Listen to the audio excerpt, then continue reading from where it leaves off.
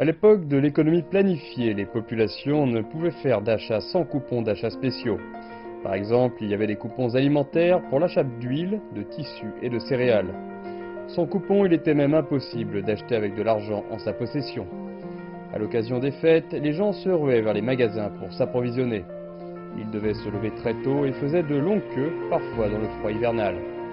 En 1978, date de la mise en œuvre de la politique de réforme et d'ouverture, la Chine a vu son nombre de magasins à propriété publique ou collective augmenter considérablement. Et malgré le manque de diversité des marchandises proposées, les clients ne manquaient pas à l'appel, surtout pendant les fêtes, lorsque chacun faisait ses courses avec de l'argent comptant plein les poches. À la fin des années 90, de nouvelles formes de commerce ont petit à petit vu le jour, notamment les supermarchés et les magasins de proximité. En 2001, la Chine a officiellement adhéré à l'OMC.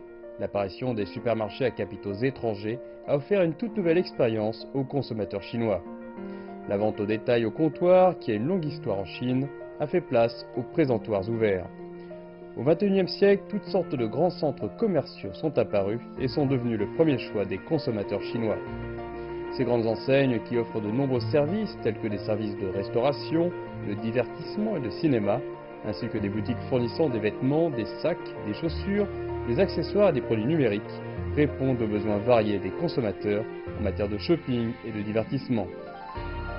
L'essor de l'Internet a touché presque tous les aspects de la vie. L'achat en ligne est devenu la méthode de prédilection des consommateurs. Choisir un magasin et payer en ligne, ensuite recevoir ses produits 2 ou 3 jours après, a permis de gagner du temps et d'économiser de l'argent. Avec le développement rapide du paiement mobile, l'achat par téléphone portable a progressivement remplacé l'achat sur ordinateur. Et s'appuyant sur des plateformes sociales telles que Weibo, WeChat et des applications de commerce électronique, le paiement mobile dépasse les limites géographiques et offre la possibilité de consommer en tout temps et en tout lieu. La société est ainsi entrée dans l'ère du paiement sans liquide. Aujourd'hui, le secteur de la vente automatisée a vu le jour.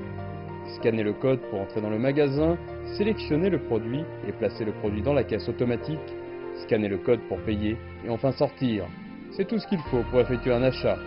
Pas de serveur ou de caissier, pas besoin d'argent comptant ni même de téléphone portable, il vous suffit de scanner votre visage. L'évolution des modes d'achat des Chinois reflète l'évolution notable de l'environnement socio-économique et l'augmentation substantielle du revenu par habitant. L'ère où tout manquait, où il fallait que des coupons d'achat, est bel et bien révolue. Elle est le souvenir inoubliable d'une génération passée. Aujourd'hui, grâce à la politique de réforme et d'ouverture et l'adhésion de la Chine à l'OMC, le pays s'est matériellement enrichi et sa population peut acheter des marchandises venant de n'importe quel pays dans le monde. Et avec le développement continu de la technologie, les modes d'achat sont constamment renouvelés et ne cessent de nous surprendre. Nous attendons avec impatience ce que l'avenir nous réserve. Pour terminer cette rubrique, voici une rétrospective en images retraçant l'évolution de la Chine dans ce domaine.